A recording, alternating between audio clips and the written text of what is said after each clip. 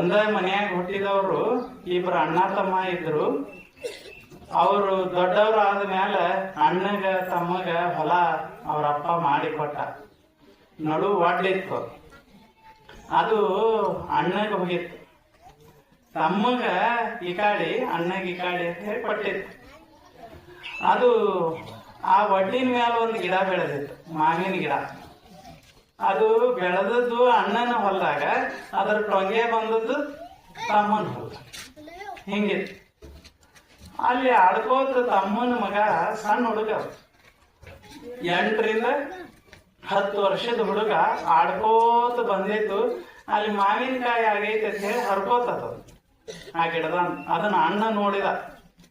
ಇಬ್ಬರಿಗೆ ಜಗಳ ನಡೆದಿತ್ತು. ಅಣ್ಣ ನೋಡಿದ. ಅದನ್ನ ನೋಡಿ ನಮ್ಮ ಗಿಡದ ಹಣ್ಣು ನೀ ಯಾಕೆ ಹರ್ಕೊಂಡಿ ಅಂತ ಶುರು ಮಾಡಿ. ತಮ್ಮನ ಮಗ ನೀ ಯಾಕೆ ಹರ್ಕೊಂಡಿ ಅಂದ. ತಮ್ಮ ಬಂದ, ಅವನು ಆಯ್ತು ತಗೋಪ ಒಂದ್ ಹಣ್ಣು ಹರ್ಕೊಂಡಿನಿ ಅಂತ ಅನ್ಬೇಕಿಲ್ಲ. ಇದು ನಮ್ಮ ಹೊಲದಾಗ ಬಂದ ಟೊಂಗೆ ಐತಿ, ಇದು ನನ್ನ ಹಣ್ಣ ಅಂದವ. ಇಬ್ಬರಿಗೆ ಜಗಳ ಚಾಲು. 10 ಎಕರೆ ಹೊಲ ಬಂದದ ಬಿಟ್ಟಾರ. ಅದೊಂದು ಹಣ್ಣಿನ ಸಲುವಾಗಿ ಜಗಳ ಚಾಲು ಆಯ್ತು. ಮುಂದೆ ಕೋರ್ಟಿಗೆ ಹೋದ್ರು. ಇಷ್ಟಕ್ಕೆ ಊರಾಗ ಹೋಗಿ ನ್ಯಾಯ ಮಾಡಕ್ ಹೋದ್ರೆ ನ್ಯಾಯ ಮಾಡ್ಬೇಕಿಲ್ಲ.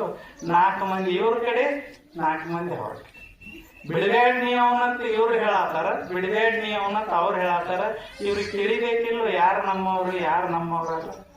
ಮತ್ತ ಅವ್ರಿಗೆ ಚಾ ಕುಡಿಸಿ ಇವ್ರ ಕಡೆ ಹೇಳಿಸ್ಕೊಳ್ಳೋದಿಲ್ಲ. ನಾದ್ರ ಬಿಡ್ತಿದ್ದಿಲ್ಲಪ್ಪ, ಅವ್ನು ಬಿಡಬೇಡತ್ತ. ಬಡದ್ಯಾಡ್ಬೇಡ್ರಪ್ಪ, ಏನೊಂದು ಮಾವಿನ ಹಣ್ಣು ಐತಿ ಅಂತ ಹೇಳ್ಬೇಕಿಲ್ಲ.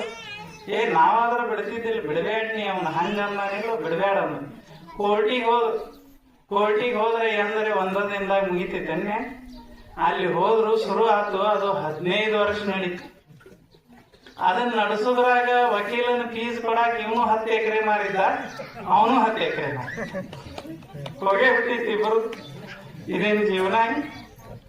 ಆ ಗಿಡ ಅಂತೂ ಏನ್ ಹುಚ್ಚದಿರು.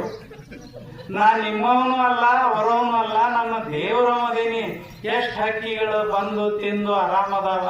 ಮನುಷ್ಯರ್ದು ಒಂದಿಟ್ಟು ತಲೆ ಕೆಟ್ಟದಷ್ಟ.